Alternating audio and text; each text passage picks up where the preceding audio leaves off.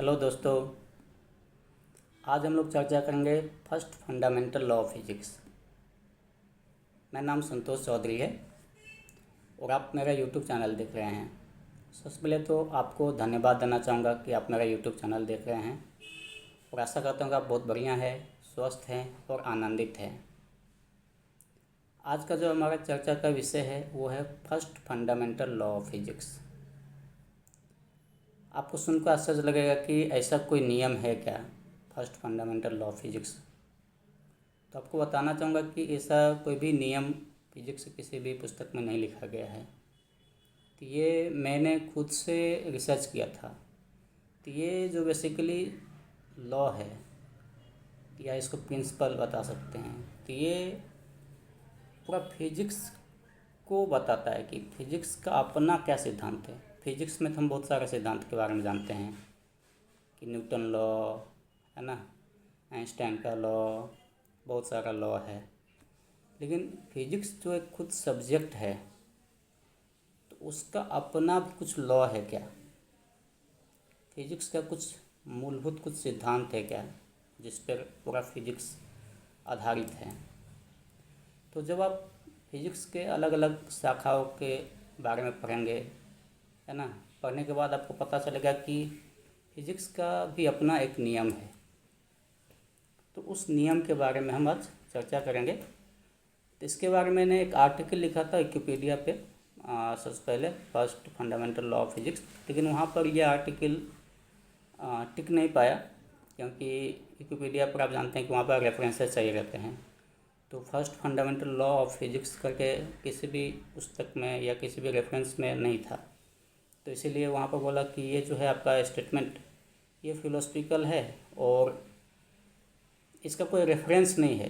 Philosophical भी है तो कोई दिक्कत नहीं है, या ये जो स्टेटमेंट है वो तो सही है लेकिन इसका कोई रेफरेंस नहीं है। और विकिपीडिया जो है रेफरेंस बेस्ड होता है, तो वहाँ पर आपका कोई रिलायबल रेफरेंस नहीं रहेगा तो वो आर्टिकल भले सही है तो वो लिखने नहीं देगा, क्योंकि विकिपीडिया जो है वो ओरिजिनल रिसर्च को प्रमोट नहीं करता है। वो बोलता है कि जो पहले से रिसर्च हो चुकी है उसके बारे में ही आप लिख सकते हैं, जिसका रेफरेंस हो। एग्जैक्ट जो वर्ड आप लिख रहे हैं उस वर्ड का कोई ना कोई रेफरेंस होना चाहिए, रिलायबल रेफरेंस होना चाहिए।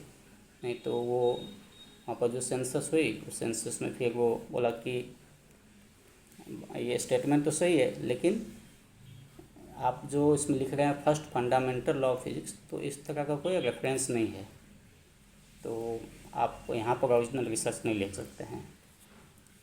तो फिर बाद में मैंने उसको लिखा था दूसरे जगह पे। फिर एक इक्विवर्सिटी करके है, विकिपीडिया का ही एक सिस्टर कंसर्न है। तो वहाँ पर मैंने देखा कि वहाँ पर था कि आप ओरिजिनल रिसर्च को भी लिख सकते हैं। तो वहाँ पर मैंने एक आर्टिकल लिखा first fundamental law of physics. तो वहाँ पर भी लिखेंगे तो उसका भी आपको जो स्टेटमेंट है उसके बारे में आपको बताना पड़ेगा, वो आप कुछ भी नहीं लिख सकते हैं। तो अभी सबसे पहले हम लोग जानेंगे कि इसमें क्या है, the first fundamental law of physics है क्या।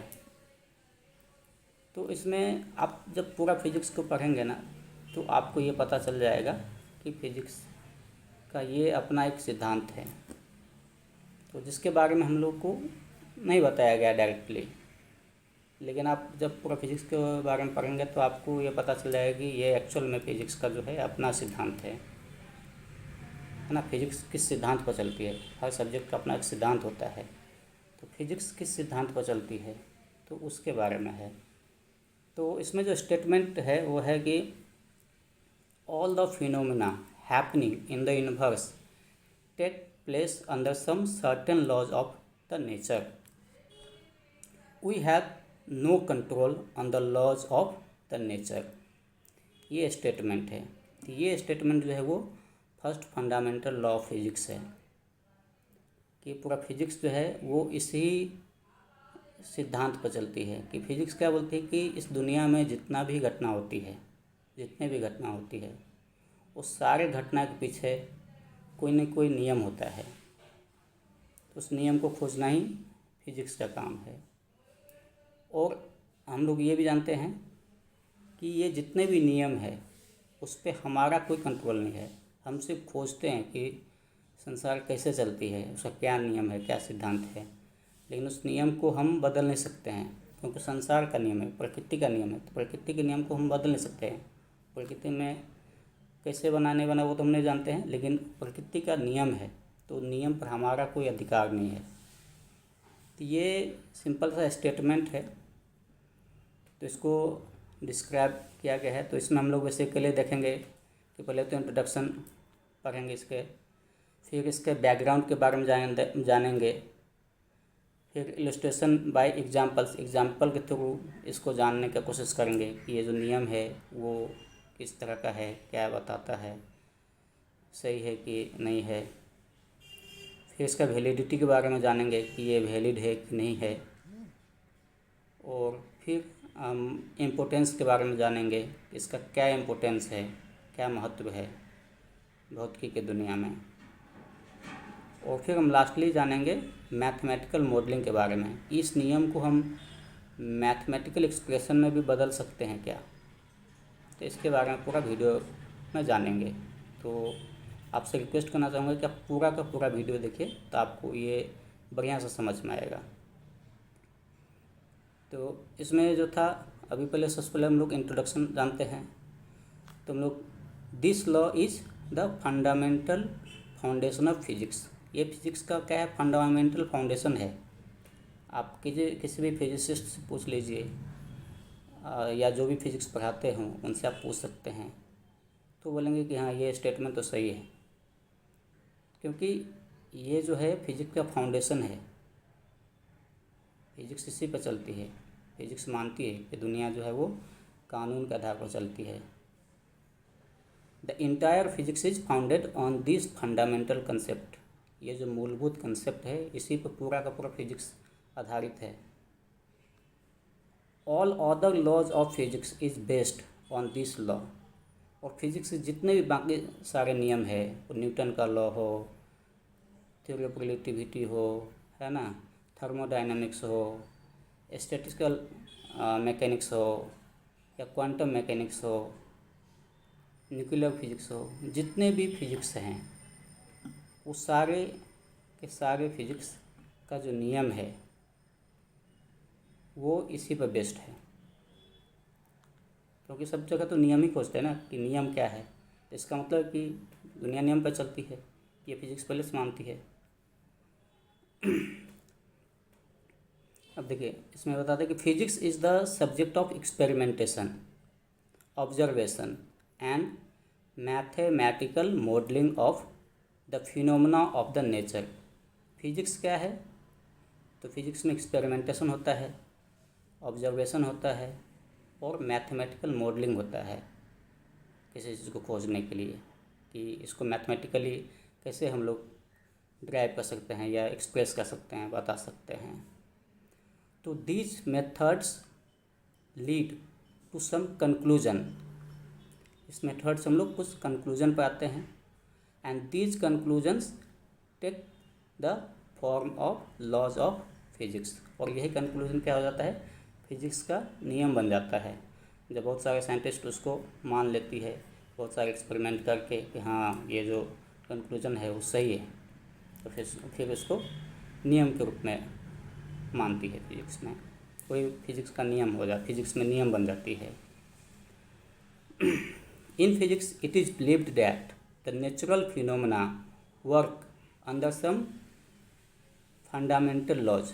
फिजिक्स में ये विश्वास किया जाता है, ये जो प्राकृतिक घटना है वो किसी न किसी मूलभूत नियम के आधार पर होती है, बिना नियम के आधार पर नहीं होती है। These laws are not created by humans, है ना। और ये जो लॉ है वो ह्यूमन के द्वारा नहीं बनाया गया है। जैसे हम संविधान बनाते हैं, तो संविधान में क्या होता है कि हम लोग खुद का नियम बनाते हैं, लेकिन ये जो है वो संसार का संविधान है, तो इसको हमने नहीं बनाया है, हम इसको सिर्फ खोजते हैं। और बहुत बार हमको पता चलता है कि हमने जो खोजा है वो सही नहीं था, फिर आगे का साइंटिस्ट आते हैं उसको मॉडिफाई करता है ना। जैसे न्यूटन ने जो लॉ खोज के गया था, तो उसमें आइंस्टाइन जब आया तो उसने देखा कि इसमें बहुत सारे मॉडिफिकेशन की ज़रूरत है, ये पूरी तरह से सही नहीं है ना, कि ज़्यादा स्पीड यदि हो तो वहाँ पर ये नियम नहीं काम कर रहा है, बहुत छोटे कण के लिए काम नहीं कर रहा है। तो फिर उन्होंने मॉडिफाई किया, खोजा कि असली में क्या नियम है। तो हम लोग जो खोजते हैं नियम, उसमें मॉडिफिकेशन हो सकता है, लेकिन संसार का जो अल्टीमेट नियम है उस पर हम मॉडिफाई नहीं करते हैं ना, वो तो संसार का नियम है। इसीलिए इसमें बताया गया कि these laws are not created by humans, we cannot change them, हम उसको बदल नहीं सकते हैं। We can only learn about them, हम सिर्फ उसके बारे में सीख सकते हैं, जान सकते हैं। And use our knowledge to predict how the universe will behave, और ये जब हम नियम सब खोजते हैं तो उसी समय पता चलता है कि दुनिया कैसे काम करती है, दुनिया कैसे बिहेव करने वाली है। अब हम लोग जानते हैं बैकग्राउंड के बारे में इसका, ठीक है, इसका बैकग्राउंड क्या है। The definition of physics itself states that the nature works on some certain laws and investigating these laws is called as physics।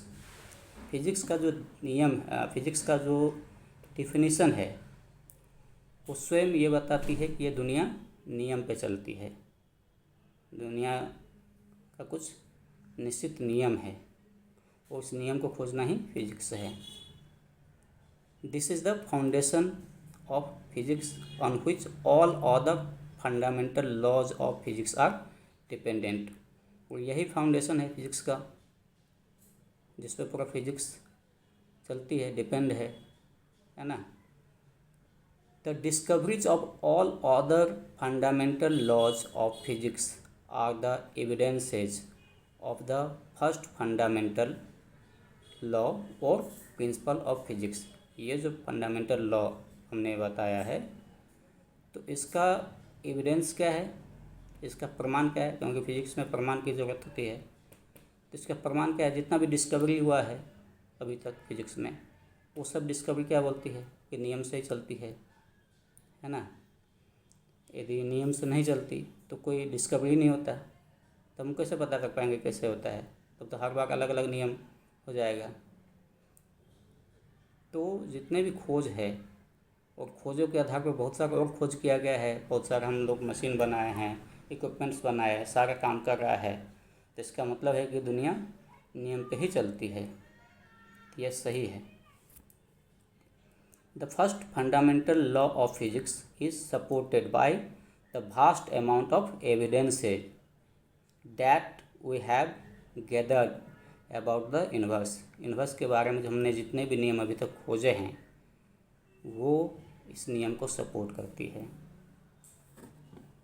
From the smallest sub atomic particles to the largest galaxies, everything in the universe behaves according to certain laws. क्या बोलता है कि जितना भी छोटा से छोटा सब एटॉमिक पार्टिकल्स है या ये जो लार्जेस्ट गैलेक्सीज है, ये सभी किसी न किसी नियम पे ही चलती है। सारी चीज़ों का नियम ही खोजा गया है, फिजिक्स में बेसिकली नियम ही खोजा जाता है। These laws are not just theoretical, they have been tested and verified by countless experiments. ये जो जितने भी नियम खोजा गया है वो सिर्फ थ्योरेटिकल नहीं है, सारे कुछ थ्योरेटिकल हो सकता है लेकिन मोस्टली जो है वो एक्सपेरिमेंटली उसको प्रूव किया गया है। फिजिक्स में कोई भी नियम जब उसको एक्सेप्टेड किया जाता है तो तब उसको एक्सेप्ट किया जाता है जब उसका एक्सपेरिमेंटल टेस्ट हो जाता है, एक्सपेरिमेंटल वेरिफिकेशन हो जाता है। तो बहुत सारे वेरिफिकेशन हो चुका है, बहुत सारे एक्सपेरिमेंट हुआ है जिसमें ये पता चल चुका है कि दुनिया जो है वो नियम पर चलती है। अब हम कुछ इलस्ट्रेशन लेंगे ना, एग्जांपल्स के थ्रू थोड़ा इसको समझते हैं। Here are some examples of the first fundamental law of physics in action. तो हम लोग कुछ एग्जांपल्स देखते हैं। The earth orbits the sun in a predictable elliptical path. जो हमारा अर्थ है वो सूरज के चारों ओर क्या था, इलिप्स में रोटेट करती है। तो ये नियम है, नियम को खोजा गया है ना। तो नियम पर चल रहा है। ऐसा तो नहीं है कि अर्थ को जैसे मन हो गया वैसे मतलब चलने लगता है, उसका नियम है ना। The sun will rise in east and set in west. Sun east में निकलता है, वेस्ट में डूबता है, because of the laws of rotation of the earth का जो रोटेशन है उसके कारण। तो यहाँ पर भी लॉ ही है। All ball thrown into the air will always fall back to the ground due to gravity. Gravity कारण जितना भी कुछ चीज़ ऊपर फेंक दो तो वो गिर जाता है। तो वहाँ पर भी क्या है, नियम है। A pendulum will swing back and forth at a constant rate regardless of its size और वेट, है ना। एक पेंडुलम जो है वो क्या होता है, पीरियोडिक मोशन उसका होता है, बिना उसका वेट पर कोई मतलब डिपेंडेंट नहीं रहता है। तो ये सब क्या है, नियम है, संसार का नियम है। The colour of light emitted by an atom depends on its atomic structure, है ना। किसी भी एटम से किस तरह का लाइट निकलता है तो उसका स्ट्रक्चर के ऊपर डिपेंड करता है। A magnet will attract a piece of iron. एक आयरन मतलब मैग्नेट क्या करता है, आयरन को अट्रैक्ट करता है ना। तो ये भी क्या नियम है। Electricity will flow through wire, है ना, या charge flow from high potential to low potential. ठीक है, ये सब जितने भी है वो क्या है, नियम ही बता रहा है। Light will travel in straight line. Light जो है वो स्ट्रेट लाइन में ट्रेवल करता है। The energy released in a nuclear reaction is always equal to the mass lost in reaction multiply by the speed of light squared, है ना। तो मतलब एनर्जी जो निकलता है न्यूक्लियर रिएक्शन में वो E=mc² है। Atoms emit and absorb light at a specific wavelength because of the laws of quantum mechanics, है ना। एटम से क्या होता है, अलग अलग वेवलेंथ का लाइट इमिट होता है, निकलता है और एब्जॉर्ब भी करता है। तो वो क्वांटम फिजिक्स में जो नियम है उसके आधार पर। तो ये सब एग्जाम्पल से हमें क्या पता चलता है कि दुनिया जो है वो लॉ पे चलती है। अब इसके वैलिडिटी के बारे में जानते हैं। It is valid from both points of views of experimental conclusions and philosophical concept. इसका जो वैलिडिटी है वो दोनों पॉइंट से वैलिड है, मतलब एक्सपेरिमेंट के ज़रिए भी और फिलोसफी के ज़रिए भी। फिलोसफी में भी नियम ही खोजने की कोशिश किया जाता है ना। द फेमस अब इसके बारे में एक कोट आपको बताता हूँ। The famous physicist Richard Feynman in his well known book the character of physical law, उनका एक पुस्तक है, बहुत ही चर्चित पुस्तक है, फिजिक्स के बारे में उन्होंने लिखा है the character of physical laws, है ना। तो उसमें उन्होंने लिखा है कि there is also rhythm and a pattern between the phenomena of nature which is not apparent to the eye but only to the eye of analysis, and it is these rhythms and patterns which we shall call physical laws।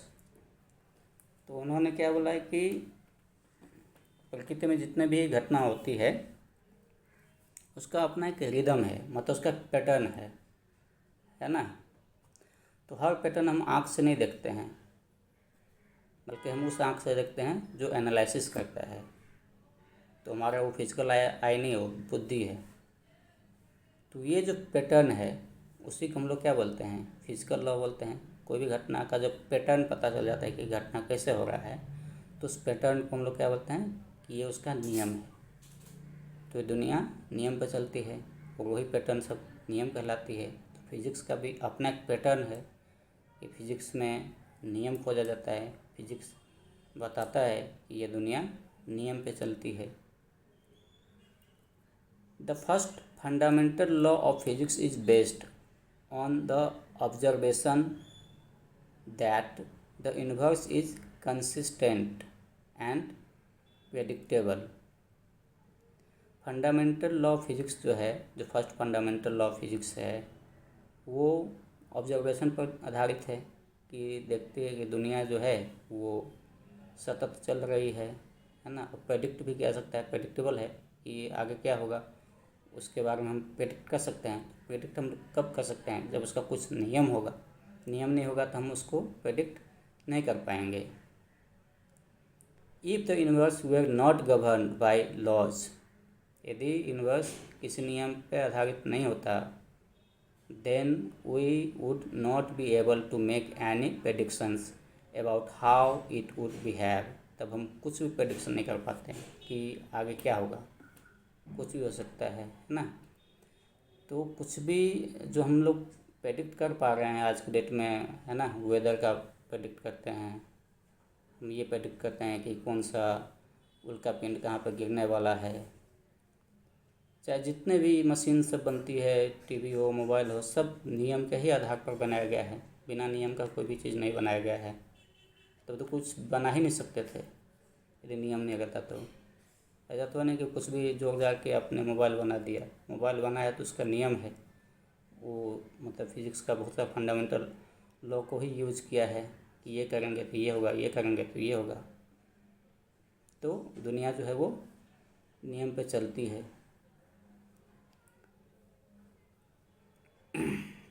For example, if the laws of gravity were to change suddenly, यदि नियम नहीं रहता है, gravity के नियम नहीं रहता और ये नियम अपने मन से बदलते रहता है, अचानक बदल जाता है, तब तो अचानक गिर जाता है, कुछ भी हो जाता है ना, अनप्रेडिक्टेबल मैनर में, है ना।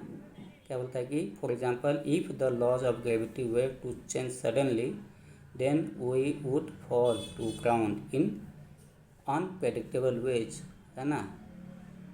कुछ भी होता है तब कुछ किसी चीज़ का प्रेडिक्ट नहीं कर सकते हैं, इसलिए दुनिया जो है वो नियम पर चलती है। The first fundamental law of physics also implies that there are limits to what we can control in the universe.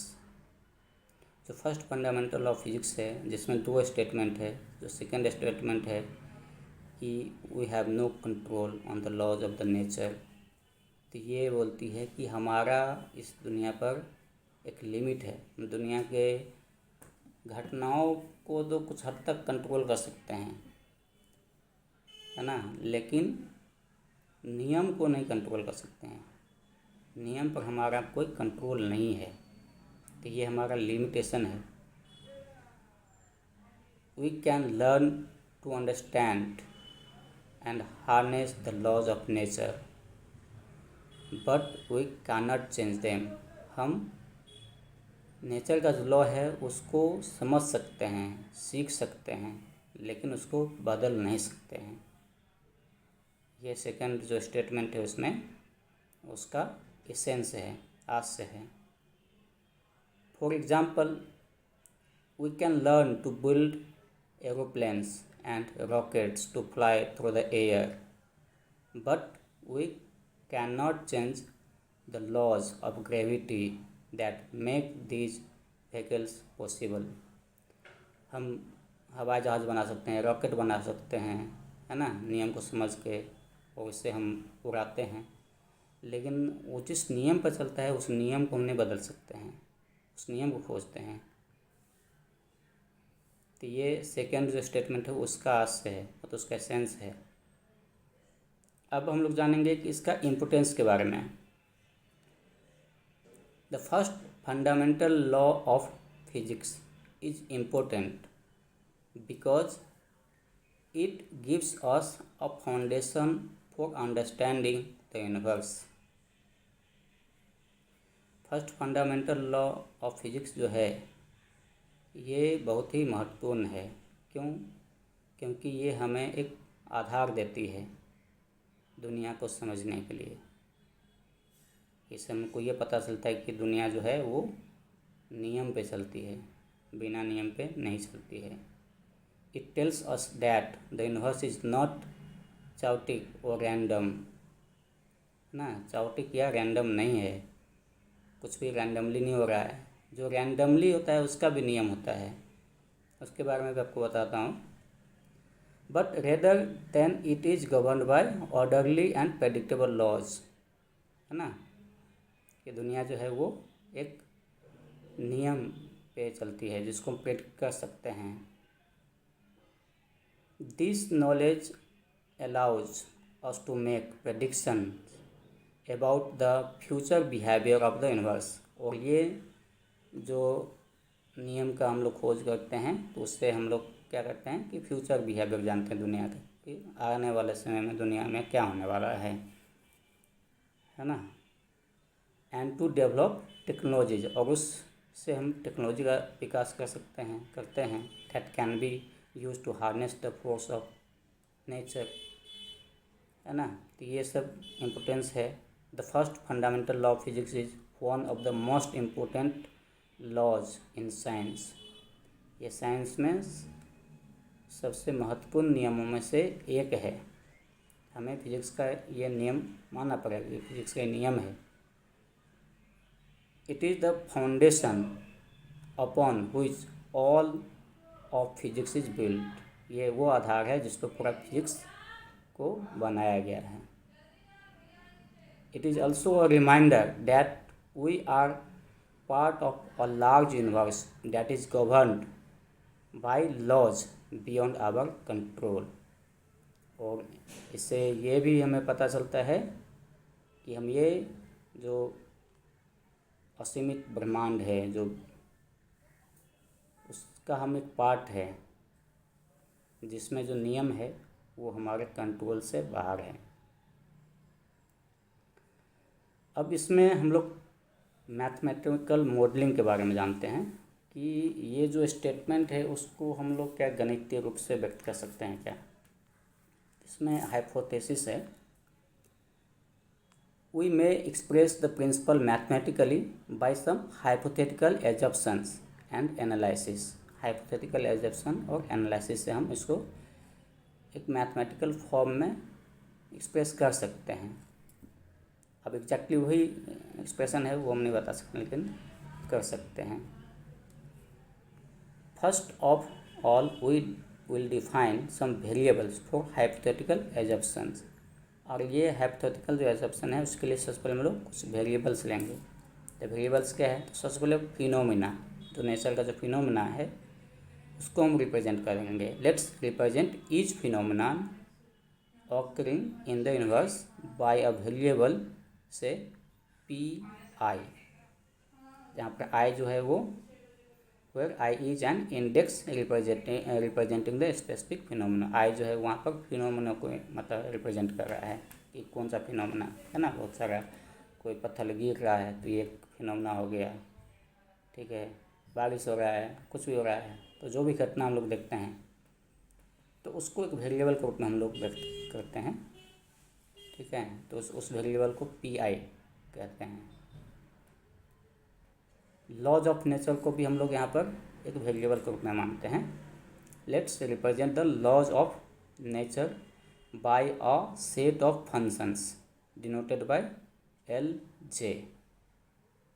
तो यहाँ पर एल का मतलब लॉ, जे मतलब स्मॉल जे जो है वहाँ पर क्या है, is an index for each law. हर एक लॉ के लिए जे का हम लोग कहते हैं। जैसे विथ बॉल मतलब उसका एक लॉ है, तो बहुत सारा लॉ है, तो उसके लिए हम लोग जे का हर लॉ के लिए एक जे का इस्तेमाल करेंगे। तो इसमें हम लोग अब सबसे पहले देखेंगे कि जो फर्स्ट पार्ट है प्रिंसिपल का उसको एक्सप्रेस करते हैं पहले। तो पहला पार्ट क्या था, all the phenomena happening in the universe take place under some certain laws of nature. तो इसको हम लोग जब मैथमेटिकली एक्सप्रेस करेंगे, कैसे एक्सप्रेस करेंगे उसके बारे में जानते हैं। The first part of principle implies that every phenomena P I is governed by at least one law of nature Lj.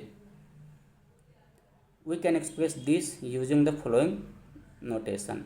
यहाँ पर नोटेशन लेंगे तो देखिए यहाँ पर ये नोटेशन है, ये जो नोटेशन है उल्टा ए, तो उसका मतलब होता है फॉर ऑल।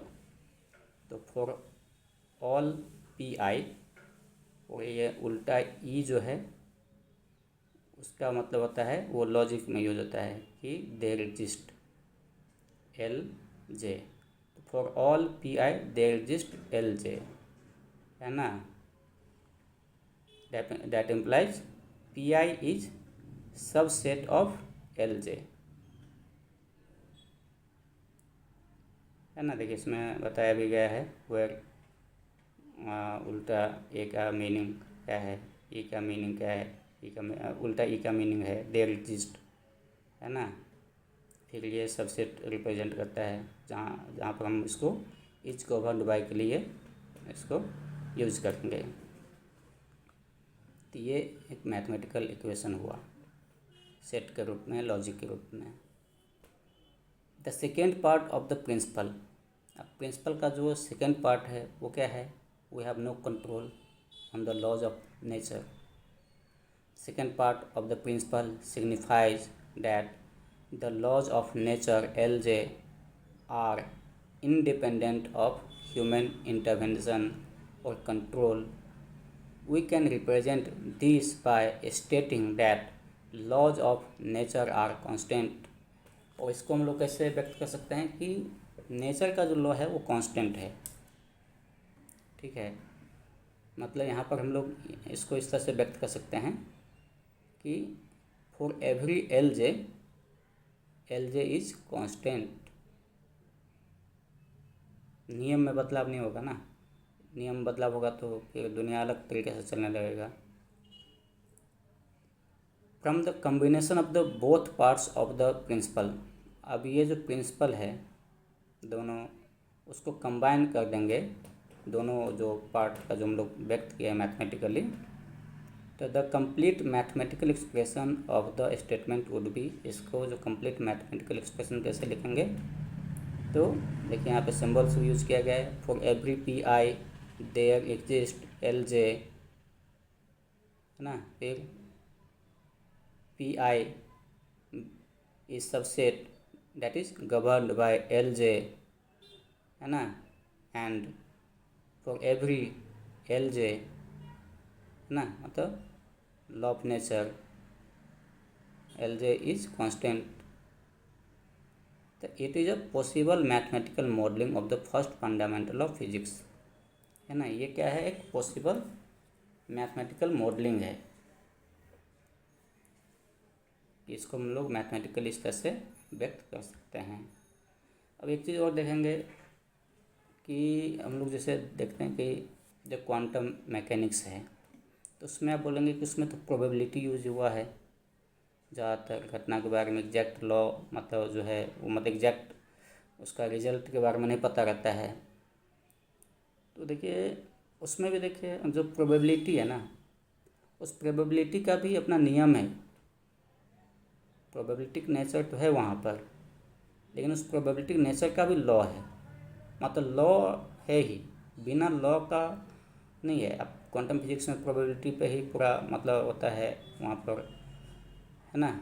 जैसे प्रोबेबिलिटी फ्लक्स ये सब यूज़ किया जाता है, एक्सपेक्टेशन वैल्यू, तो बहुत सारी चीज़ें हैं।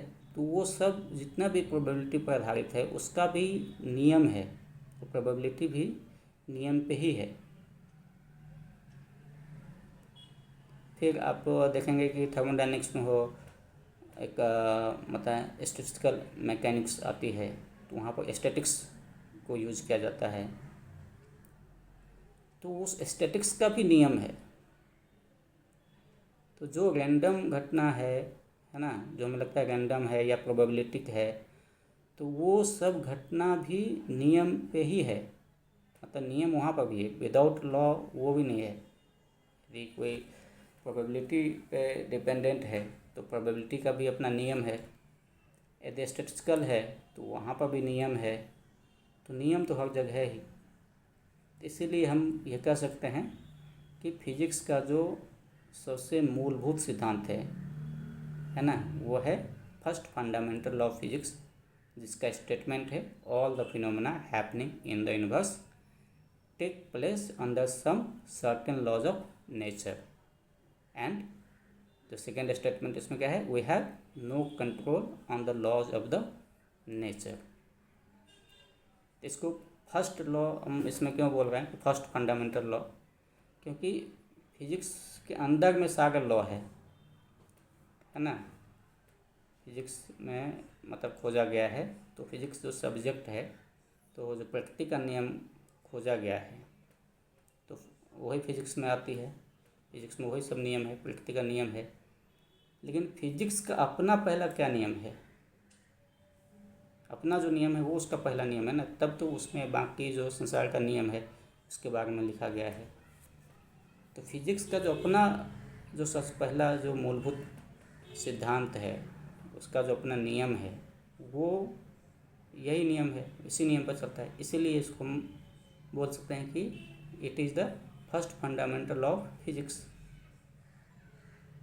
ये फिजिक्स का मतलब फंडामेंटल लॉ है ना। फिजिक्स में यही है ना कि दुनिया नियम पर चलती है और नियम को खोजना है, ये फिजिक्स का नियम है। तो आशा करता हूँ दोस्तों कि आपको ये जो first fundamental law of physics है वो बढ़िया से समझ में आ गया होगा। और हम लोग ये क्यों समझ रहे हैं, क्योंकि जब आप यदि फिजिक्स स्टूडेंट हैं या आप थोड़ा साइंटिफिक चीज़ों के बारे में जानना चाहते हैं, तो इसके बारे में ये अंडरस्टैंडिंग होना चाहिए, तब आप जो है वो फिजिक्स को या साइंस को बढ़िया से जान सकते हैं। तो ये एक जो है ये आपको एक रास्ता देती है, एक वे दिखाती है कि हम फिजिक्स में क्या पढ़ेंगे। तो फिजिक्स में नियम पढ़ेंगे। फिजिक्स का पहला नियम क्या है कि दुनिया नियम पे चलती है, और दुनिया का जो नियम है, संसार का जो नियम है, वो हमारे कंट्रोल में नहीं है, हम उस नियम को नहीं बनाते हैं। फिजिक्स में कोई अपने मन से नियम नहीं लिख सकता है, खोजा जाता है और बहुत सारे एक्सपेरिमेंट के थ्रू उसको टेस्ट किया जाता है कि वो सही है कि नहीं, तब उसको एक्सेप्ट किया जाता है। लेकिन वो भी जो एक्सेप्ट किया जाता है वो लॉ ऑफ नेचर है तब तक जब तक कि उसको कोई गलत ना साबित कर दे। क्योंकि होता है कि कभी कभी हमने जो खोजा है वो कुछ मतलब कंडीशन हमने नहीं देखा है, उसके आधार पर खोजा है, और कोई दूसरा वैज्ञानिक आया, उसने उस कंडीशन पे भी उसको लागू करने की कोशिश किया, तो वहाँ पर नहीं लागू हुआ, तो फिर नया या उसको मॉडिफिकेशन करेगा। तो संसार का नियम में मॉडिफिकेशन नहीं हुआ है, हमने जो फिजिक्स में जो नियम लिखा है उसमें मॉडिफिकेशन हुआ है। संसार का नियम तो ये रहेगा, हमने गलती की थी खोज करने में, है ना। तो ये सब चीज़ें हैं। तो आशा करता हूँ कि आपने ये बढ़िया से समझ गए होंगे कि फर्स्ट फंडामेंटल ऑफ फिजिक्स क्या है। और आशा करता हूँ कि आपको अच्छा लगा होगा वीडियो। आपको अच्छा लगा है तो आप मेरा जो चैनल है उसको सब्सक्राइब कीजिए, वीडियो को लाइक कीजिए, ताकि आगे का जो वीडियो रहेगा उसके बारे में आपको नोटिफिकेशन आएगा। थैंक यू दोस्तों। जय हिंद, जय भारत।